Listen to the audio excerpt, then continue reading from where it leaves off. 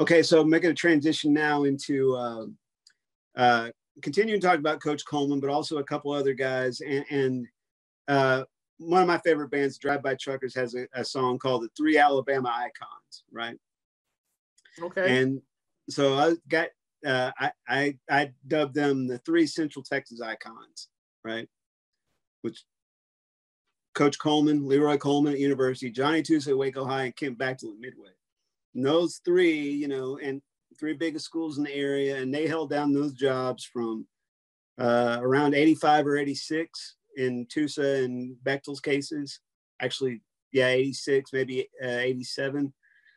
Coach Coleman from 81, I believe, on at University, and they were all there up through, I think Coach Coleman moved on in 07, and then Coach Bechtel and maybe Coach Tusa both after the 09 season, or Coach Tusa might have been a year before that.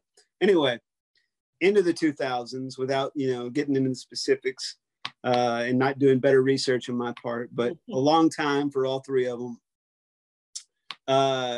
Yeah, I mean, just your thoughts on the three Central Texas icons and what they kind of meant to the local landscape.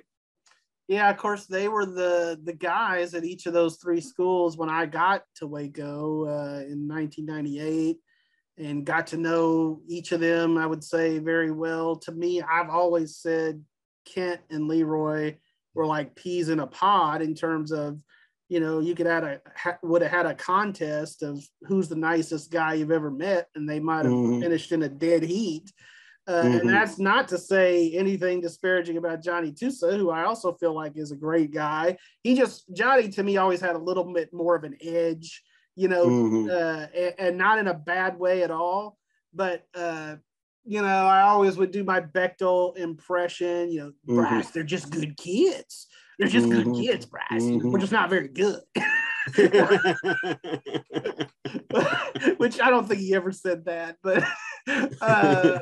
but yeah, I mean, each of them leaves a lasting legacy at their school.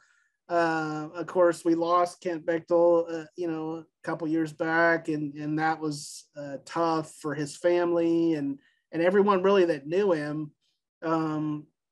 Did an incredible job there at Midway through an era where they hadn't had maybe some of the urban sprawl yet, where they had kids moving in from some different districts. And once Midway was able to get more of those kids, you saw some of their athletic ability kind of climb, and they made some deeper runs. And so, but he did a great job. Johnny-Tusa at Waco High, we talked about him. He went into the Waco ISD Hall of Fame earlier this year. And it's cool how I think they've done it with Johnny going in on a night when Waco High was playing.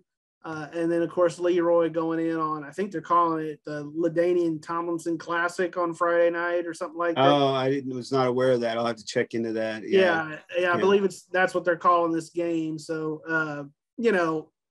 a neat way to do it, basically, to have Johnny there on a Waco High night and LeRoy there on a University night, because they're both synonymous with those schools. Yeah, it's kind of, if you could make a movie of it, or just kind of like sort of this cool kind of gritty idea that Coach Coleman, who, has bad knees and doesn't get along real well. I mean, doesn't get around real well some of the time, kind of slow moving, uses a cart a lot on the practice field. He'll go out there on Friday night, get that award, then he'll probably have to ride a golf cart back up, to the parking lot and everything. But then the next morning he'll get himself to the airport in Waco. He's going to fly down to Corpus Christi, or actually have to fly to Dallas, switch flights, fly to Corpus Christi, and then coach a game on Saturday when La Vega plays Corpus Christi Carroll, I think. So, that's a perfect picture of a high school football coach, isn't it? Yeah, no doubt. I mean, and he's never been one, probably all three of those guys have been always humble enough to not be people that hogged the credit.